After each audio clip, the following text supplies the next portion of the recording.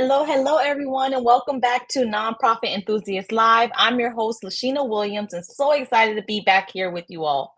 So, this month, we've been talking about getting ready for Giving Tuesday, and I'm so excited to have our guest today, Antoinette Etheridge, with us to talk a little bit more about this topic. But first, I'm going to bring her up so we can get to know her a little bit more.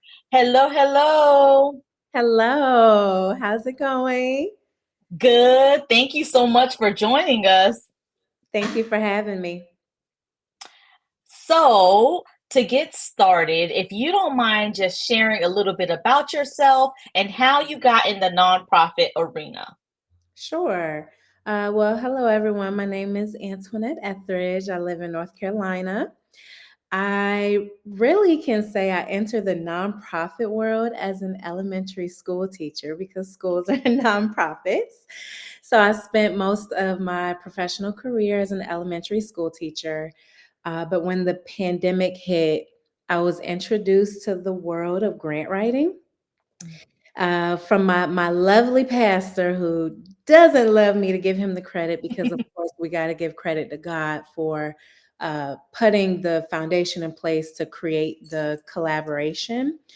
But we went into crisis mode to serve the community, and grant writing was new to me, but it was a space where I knew what it did in the funding world, but I had never written a grant before in my life. Mm. So I think that was the starting point for me, being introduced to nonprofit work truly in the community, was as a member of my church.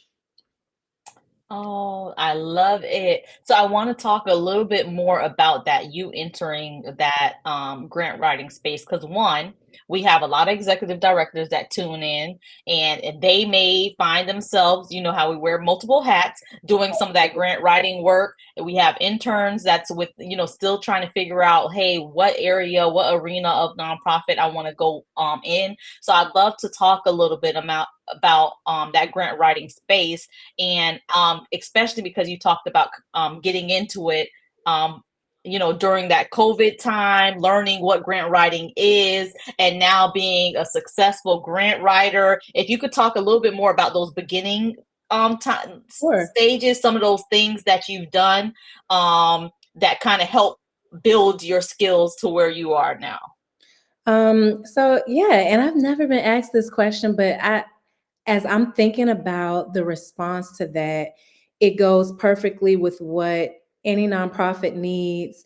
Um, when you are working on projects or you have things that you want to fund in the community, or really even just delivering a solid project, right?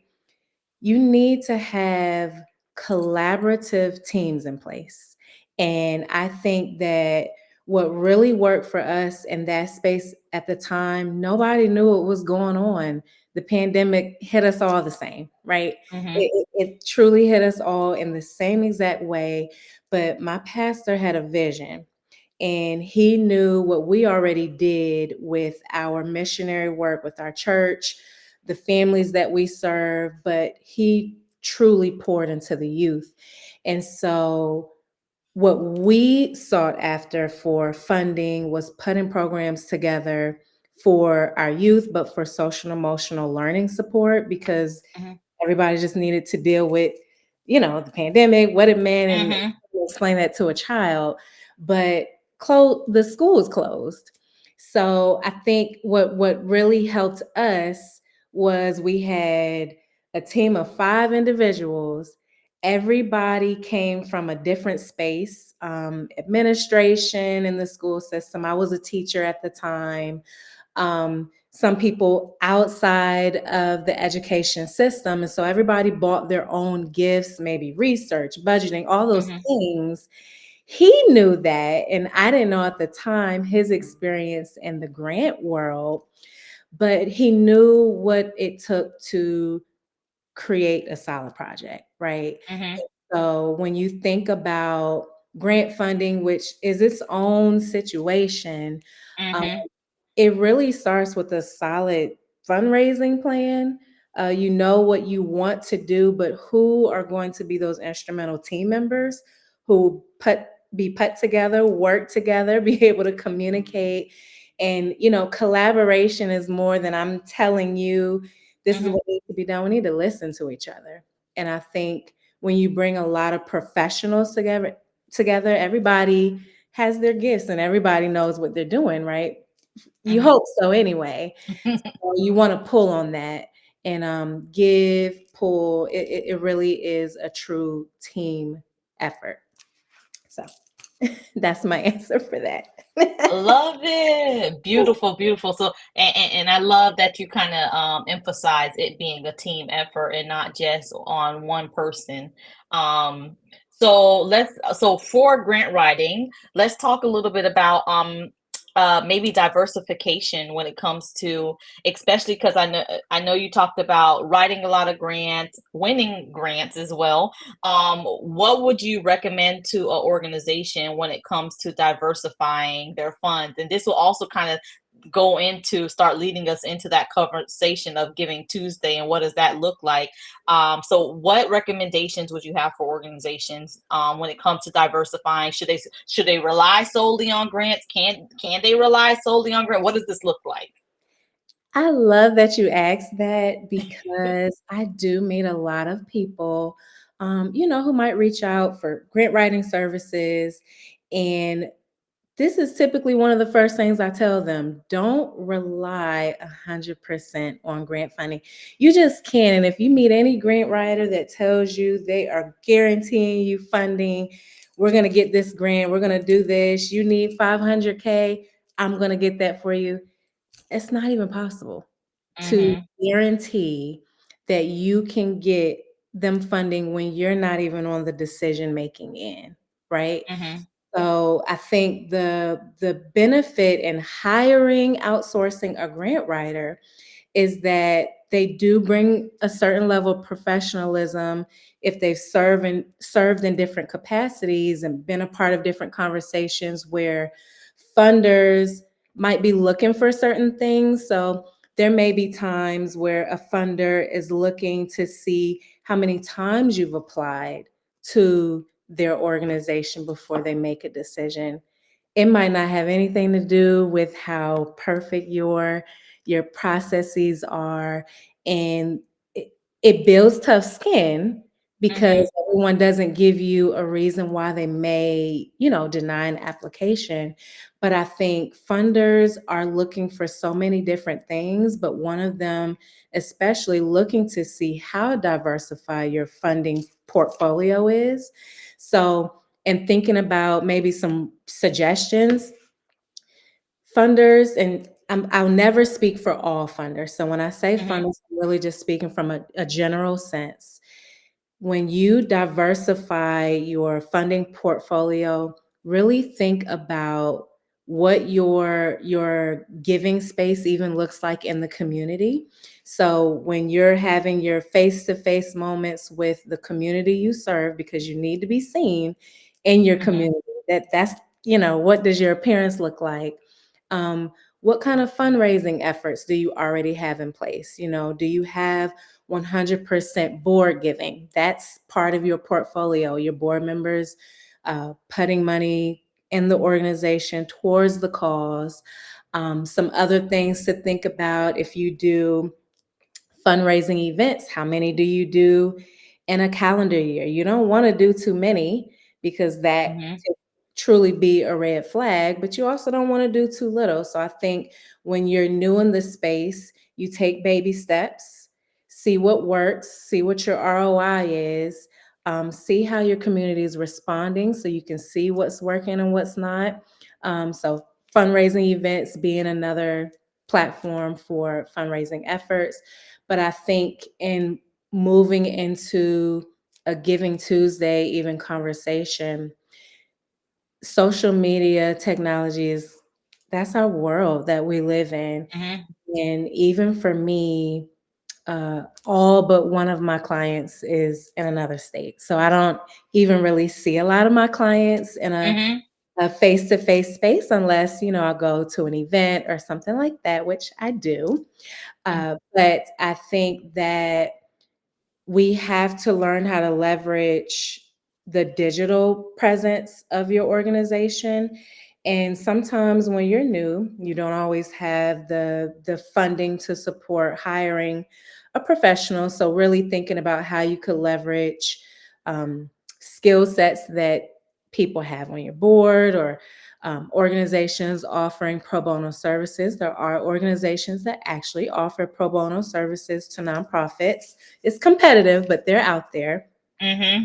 And being able to present your, or tell your story rather, without physically telling your story. And so creating that digital presence or appearance that you can share out. And so everybody doesn't have a website.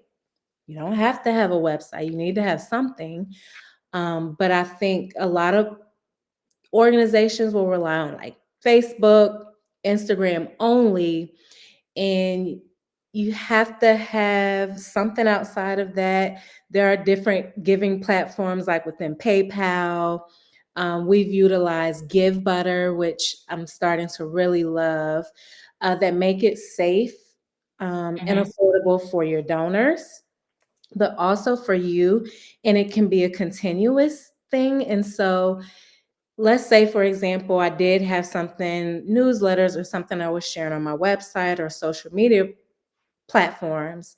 I could also duplicate some of those things and put them to run a social campaign or a donation campaign, excuse me, on those donation platforms.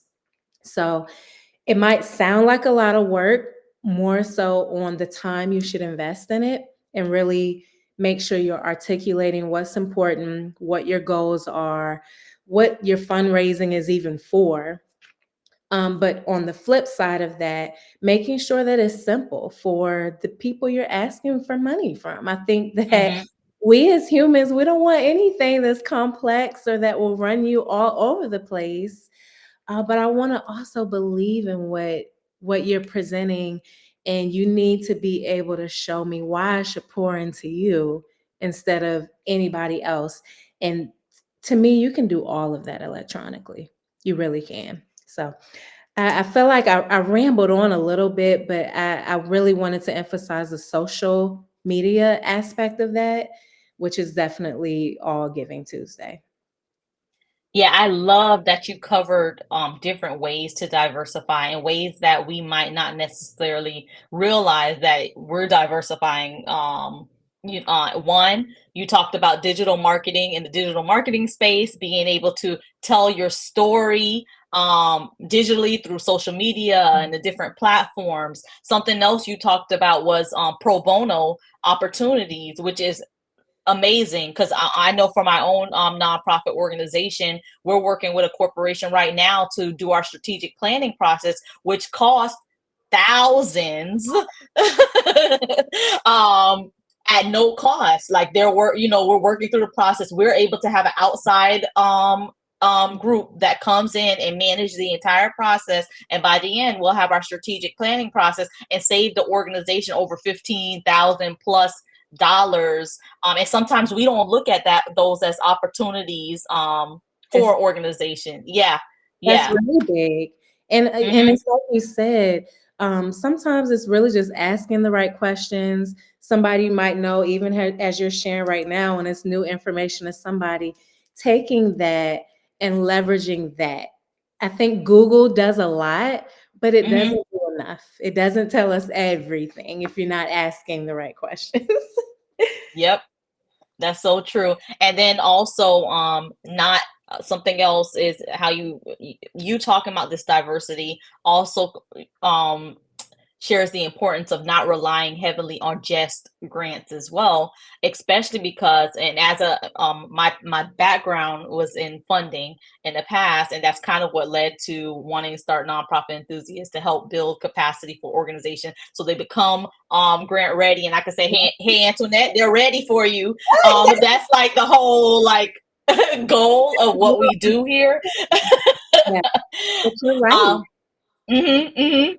You're right. Can I speak on that for a moment? Yes, yeah, yeah, yeah, yeah. Yeah, because I think that people might assume they're grant ready because they have a nonprofit, right? Mm-hmm. Right. It's so much more than that. And I think, I've utilized checklists and, just different ways to organize. And I think as you work with different clients, you figure out stronger ways to make it easier for the next, right? That's our constant. We should always be, just getting better at what we do. But I think also it's really a space where being grant ready is all about structure, what your relationships look like, Mm-hmm. not just with your board, but the community.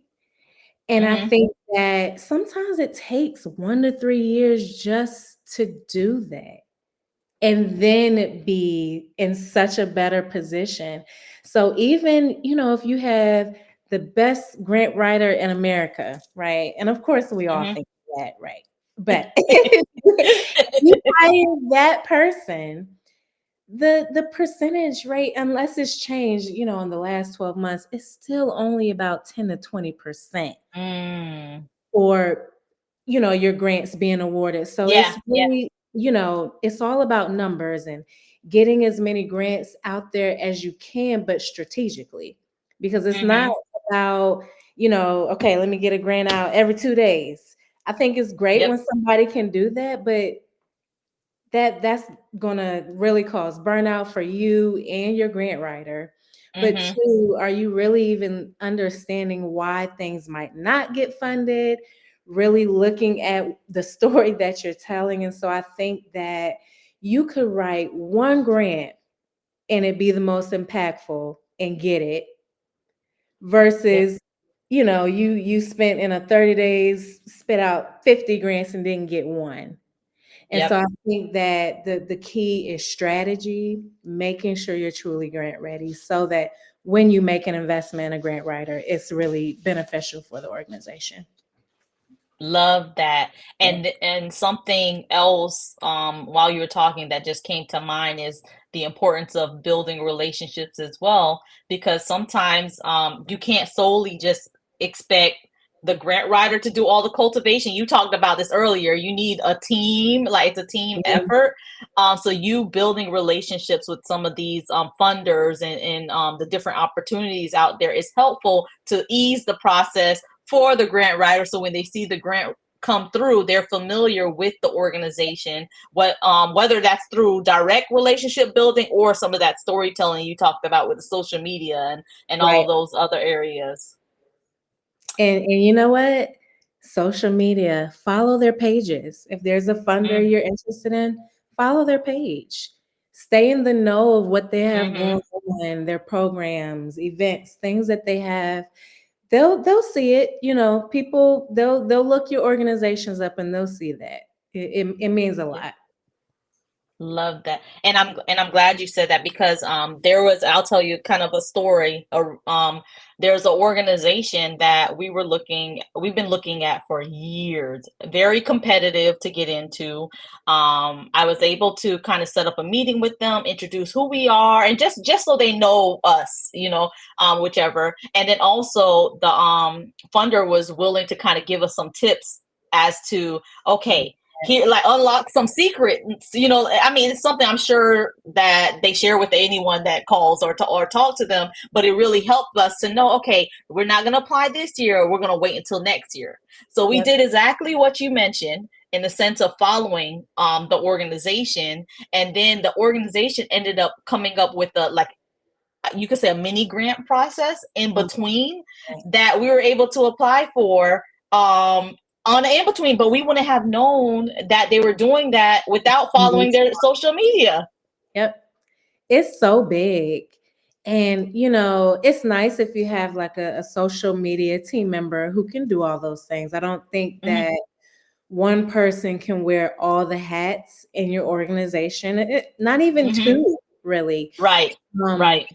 so having someone actively doing that, tracking it, keeping track of all of that, it can be a little tedious for logging, on this date. we followed this organization. I don't think it's that deep, but I think it's more about these are the organizations we're interested in partnering with, right?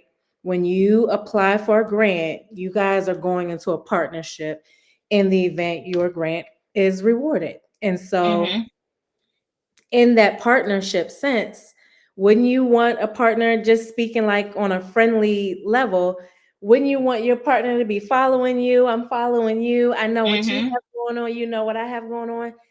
It's no different. And I think Yeah. that we make it so much more challenging than it should be. But it's like you said, I wouldn't have known if I didn't reach out.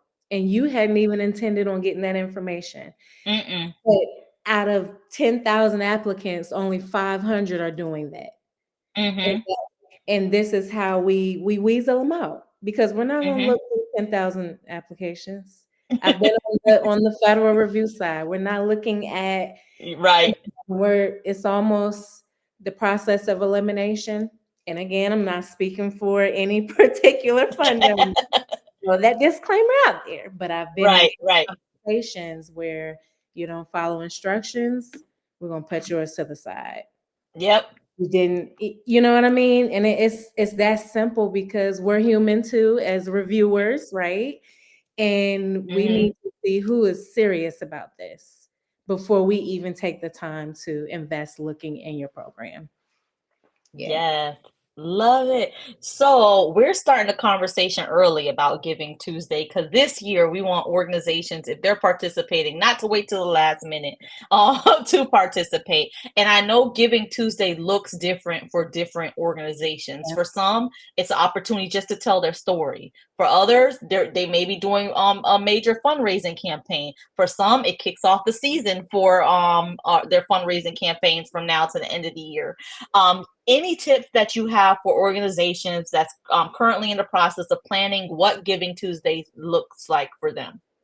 Yeah, I think that just to piggyback off of what you just said about it being early, I personally don't think that it's too early to start planning, right? Mm-hmm. Definitely shouldn't really be posting about it right now, because this year, Giving Tuesday is December 3rd.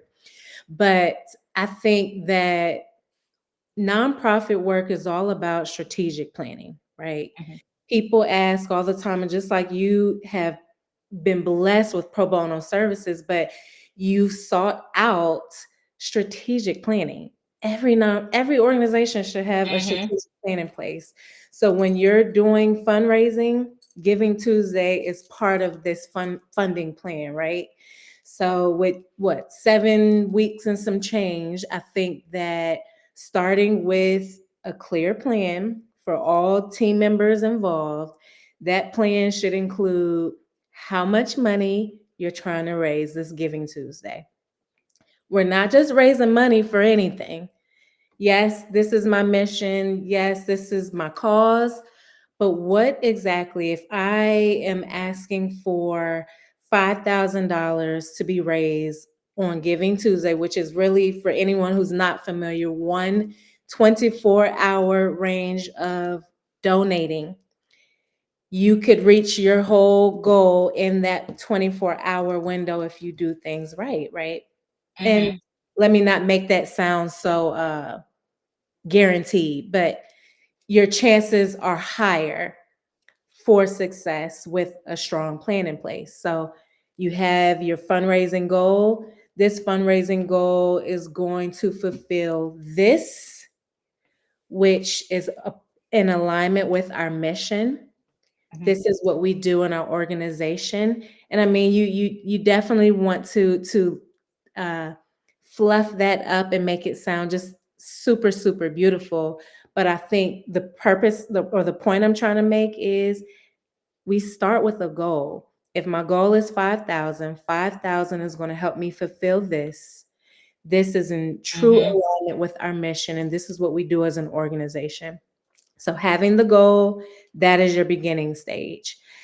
Utilizing social media and figuring out what your timelines are going to be. You know, if you want to start pushing out 3 weeks before, 2 weeks before, definitely planning on a calendar when Mm-hmm. those next emails social media posts or flyers, however you're going to do your outreach, when all of those things should be going out, have that documented. And whoever is responsible with their name attached to it, it needs to be fulfilled. I'm, working on some project manager things right now. So I'm thinking about tasks, deadlines, who is assigned to this task, who Mhm. is making sure that that task is done.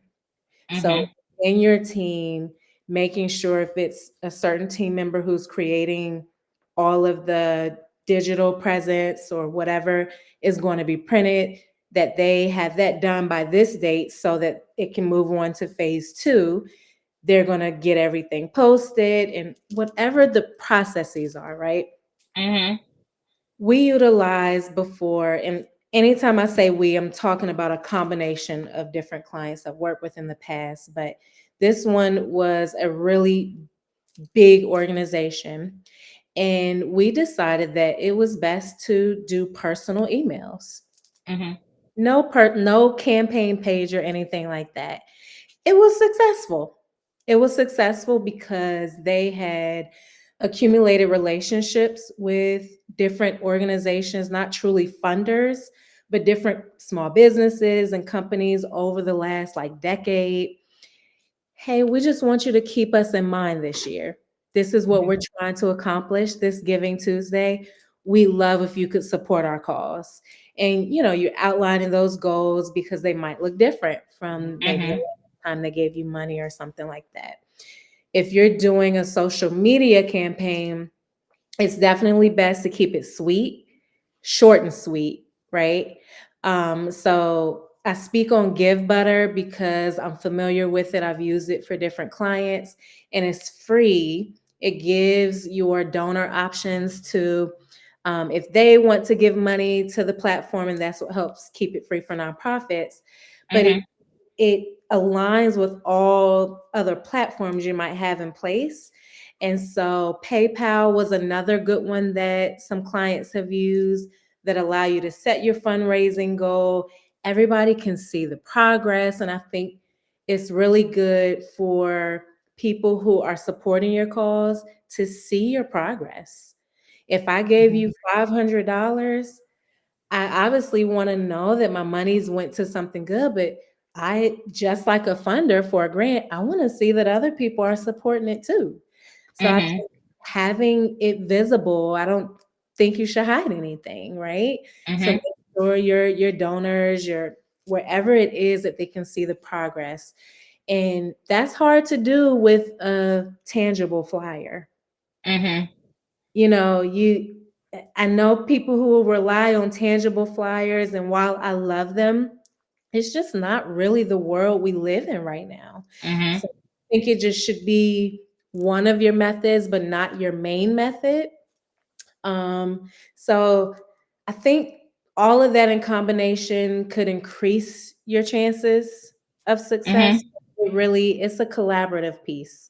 And I really prioritize saying that. Yeah. Love it. Love it. Love it. Love it. So tell us how those tuning in, if they want to get in touch with you, can get in touch with you. Well, my website is www.arights.org. You can also find me on LinkedIn, Instagram, and Facebook. All of those social handles / Antoinette Wrights. But I am an email. My phone number is on Google. I am accessible if you have questions and would like to reach out. Love it. Well, thank you so much for joining us today, and thank you for all of those helpful tips around fund diversification to preparing for Giving Tuesday. I appreciate you coming on today. Thank you for having me. You're welcome. All right. Thank you, everyone. We'll see you next time. Bye.